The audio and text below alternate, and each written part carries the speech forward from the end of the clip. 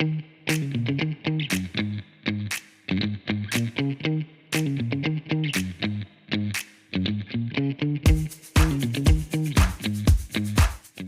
it's Selma again from Clamps Mortgage.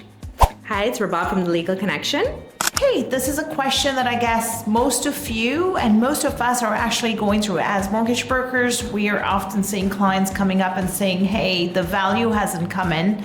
I don't have the extra fund. I bought my property, let's say for $800, $850 a few years ago, and today the appraisal, when the lender is requesting for one, the appraisal comes down to $600,000. We're short of almost $200,000, $300,000 today, and clients are not able to. They just don't have the affordability in today's crazy market and those high interest rates that we went through. So Rabab, I want to know your input. What have you seen lately, and how are people being imposed towards this? Like, what steps do they take?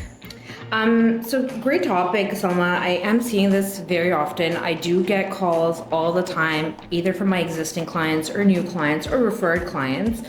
They say that, we signed the agreement of purchase and sale 3 years ago. We had no idea that this condo that we're purchasing for 1.2 million is now no longer worth that much money. Yep. These condos are now maybe like 800,000, 700,000, and we're seeing this across the province. Like, I'm seeing it in Toronto, I'm seeing it in Richmond Hill, like Niagara, everywhere. So it's not like it's not limited to a certain area. It's basically across the province. Now, each builder is very different. I've worked with builders in Ottawa. I've worked with builders in Sudbury, in the Niagara region. Oh, we've done lots of those, yeah. And even in Toronto, each builder is very different on how they're taking the approach. The biggest loss I think we've seen is in the Niagara region, in Thorold specifically. And downtown condos. Yes. Yeah. The downtown condos, what I find is the builders are not as lenient as I've seen in Thorold. And that's mainly because of the significant price drop. If you remember, there was a huge boom that was happening in Thorold. Everyone was purchasing homes there. Everything was over $1 million, a detached home. And then when we got it appraised at the time of closing, they dropped by $150,000 to $200,000. Exactly. And that's a huge drop, especially for somebody who is purchasing this property for investment. They don't intend on living there. They're relying on tenants. So there's a lot of factors. Now, what happens is the clients will come, or the potential purchasers will come, and they say, what do we do with this agreement of purchase and sale? Like we've mentioned in some of our previous videos, it's an obligation. It's a contract. It's a contractual agreement that you have between you and the builder that you sign back whenever you signed it, and now you can't fulfill it. So at face value, right off the bat, you are in breach of the agreement, and the builder has an obligation, or it will proceed to sue you. Now, there's a few ways of going around it. Of course, we try to negotiate with the builder prior to. The few things that we do is we try to get extensions, right? Yeah. So if they're not able that's to, an extra cost sometimes. yes, sometimes it can be. Yeah, well, that's for sure. Sometimes I've seen $10,000, $20,000 in additional fees, additional extension costs. However, sometimes it's just $20,000 in additional deposit, which is not so bad because the additional deposit is going towards the purchase price. Okay. But then again, I see clients saying, if we're going to default on this, then should we really pay for it? As a lawyer, as providing legal advice, when we do, of course, like I say in all my videos, it's just general information. It's case-by-case basis. We cannot recommend anybody to default. You should never, of course, default on any of your agreements that you have.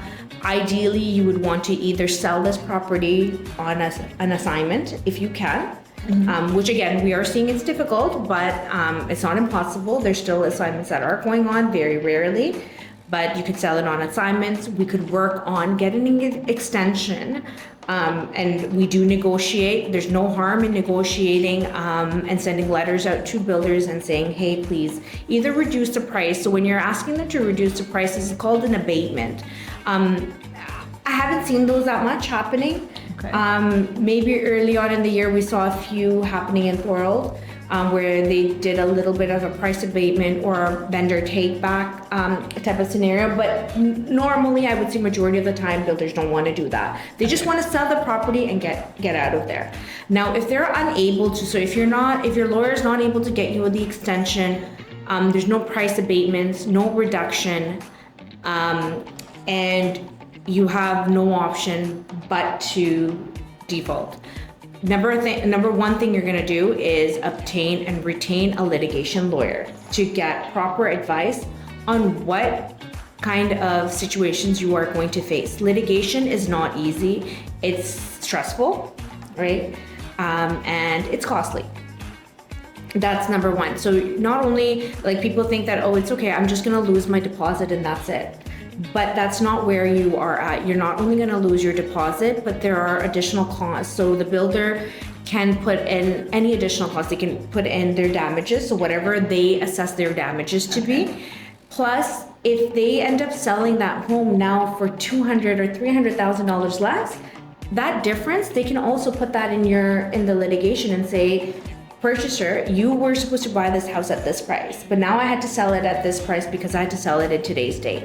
So that is something that they can also put in litigation. It's not just the amount of your deposit that you're losing. You are open to having much more at loss if it is litigated, in addition to the amount of stress that you would have. This would be served to you by the court, by the other lawyer, so the builder's lawyer, within 2 years of defaulting. But then what happens? I've heard of mutual release. Yeah, so mutual release is a wonderful thing if you can get it. Okay. So mutual release, most of the time mutual release happens on regular purchase and sale, resale properties. Okay, the existing one. Yeah, so if you have an existing property between two individuals, right? So we see that often. Again, it does come with a cost. Sometimes people are able to recover their deposit. All depends on the situation, who's in breach, all of that stuff. But mutual release, generally speaking, you lose your deposit, you sign a piece of the ORIA document that your realtor is going to prepare, and both parties walk away. And then the property gets relisted. And that's the best way. Now for builders, very rarely are you able to get a mutual release. It depends on so many factors. Builders will not give you the mutual release. However, if you have an extensive relationship with the builder, if you reach out to a builder, maybe if it's a smaller builder, there might be. I always advise my clients, reach out to the builders. If you can't close, call them. Speak to them, give them your side of the story, tell them you can't close. Maybe there's something that they can do.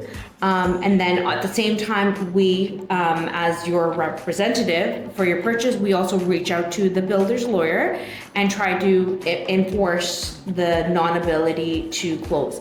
However, the final decision does come from the client, whether they can proceed or not.